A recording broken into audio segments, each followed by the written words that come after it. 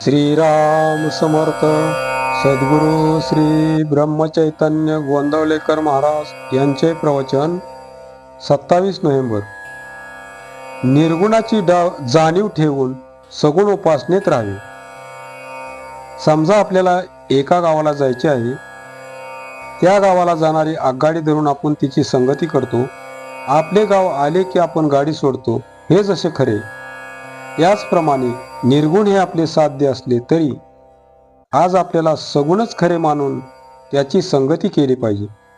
निर्गुणाशिवाय सगुण खरे नाही ही गोष्ट खरी, पण सगुण खरे धरून चालल्याशिवाय निर्गुणापर्यंत पोचता येणार नाही हेही तितकेच खरे. सगुण उपासनेत स्वतःचा विसर पडला की एकीकडे मी नाहीसा होतो आणि दुसरीकडे देव नाहीसा होतो आणि शेवटी परमात्मा शिल्लक उरतो. म्हणूनच आपण निर्गुणाची ओळख करून घेऊन सगुणात राहावे. स्वतःचा विसर जर रामाच्या पूजनात पडू लागला तर निर्गुण आणखी दुसरे कोणते राहिले. परंतु ताप आलेल्या माणसाला ज्याप्रमाणे सर्वच कडू लागते, त्याचप्रमाणे आपली वृत्ती विषयाकार झालेली तिला सगुण निर्गुण दोन्ही कुठे गोड लागतात. सगुणाशिवाय निर्गुण उपासना करतो म्हणतो त्याला त्याचे मर्मच नाही कळले. वस्तुतः तो सगुण उपासनाच करीत असतो, पण त्याचे त्यालाच नाही कळत. स्थलात आणि कालात जे देवाला आणतात त्यांनी त्याला सगुणात नाही आणले या म्हणण्यात काय अर्थ आहे. परमार्थाविषयी आपल्या काही विचित्र कल्पना असतात.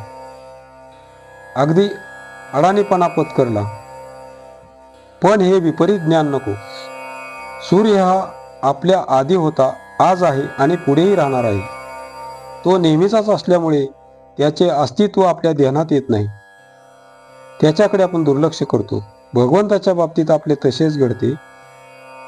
एखादा नास्तिक जर म्हणाला की देव नाहीच, तो कुठे आहे हे दाखवा, तर त्याला असे उत्तर देऊन अडवता येईल की देव कुठे नाही हे दाखवा.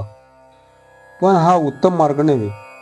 देव नाही असे म्हणणाऱ्याला सुद्धा त्या स्वरूपाचे काहीतरी आहे ही जाणीव असतेच. फक्त तो त्याला निरनिराळी नावे देतो. निसर्ग, शक्ती, सत्ता अशी नावे देऊन तो त्याचे अस्तित्व मान्य करतो. पण देव नाही असे जो म्हणतो, जे आहे असे त्याला वाटते, तोच देव समजावा.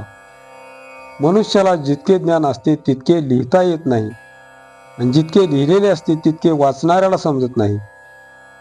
त्याला जितके समजलेले असते तितके सांगता येत नाही, आणि ऐकणाऱ्याला तो जितके सांगतो तितके कळत नाही.